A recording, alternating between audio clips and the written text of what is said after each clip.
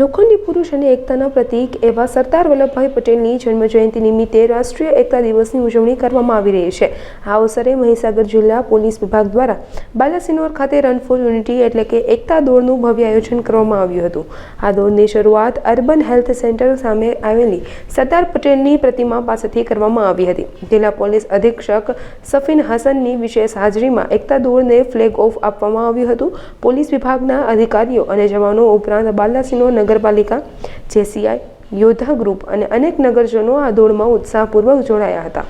દોડના route પર ઠેર ઠેર પુષ્પવર્ષા કરીને સ્થાનિકોએ પણ દેશપ્રેમ વ્યક્ત કર્યો હતો। આટલી મોટી સંખ્યાની અંદર આજે આ નવા ઇનિશિયેટિવની અંદર જોઈન થયા છે।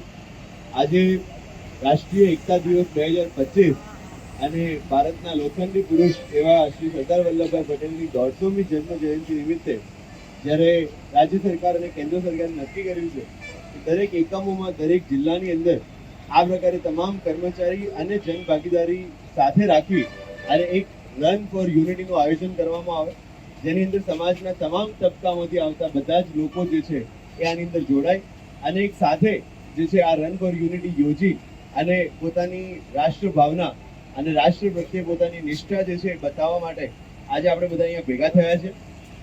આયોજન ડિસ્ટ્રિક્ટ હેડક્વાર્ટર તરીકે લુણાવાડા થવું જોઈએ, પણ ઘણા બધા પ્રોગ્રામ્સ લુણાવાડામાં થતા હોય છે, એટલે આજે હું વિચાર્યું કે પોલીસ તરફથી જે છે એ આપણે બાલાસિનોરની અંદર આ કાર્યક્રમનું આયોજન કરીએ અને આઈ એમ રિયલી હેપી કે અમે આ ડિસિઝન લીધું, જેથી કરીને આટલી મોટી સંખ્યાની અંદર નાગરિકો જે છે એ પોલીસની સાથે આજે જોડાયા છે।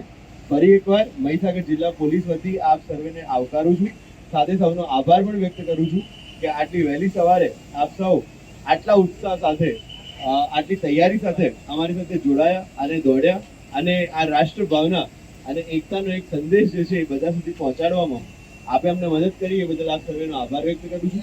અહીંયા હું ઘણા લોકો જોઉં છું જેમની ઉંમર જે છે એ દેખાય છે, છતાં પણ એ લોકો આજે આપણી સાથે જોડાયા છે। એ લોકોને ખાસ અભિનંદન પાઠવું છું કે આજે જિલ્લા પોલીસ સાથે આપ જોડાયા છો અને આગામી સમયમાં પણ આવા જેટલા પણ કાર્યક્રમો કરવામાં આવશે એની અંદર આપનો આ જ પ્રકારનો સહકાર મળશે એવી આશા રાખું છું। બાલાસિનોર પીઆઈ અને એમની ટીમને ખૂબ ખૂબ અભિનંદન પાઠવું છું કે ખૂબ સરસ આયોજન જે છે એ આજે આપણે કર્યું છે। Thank you so much.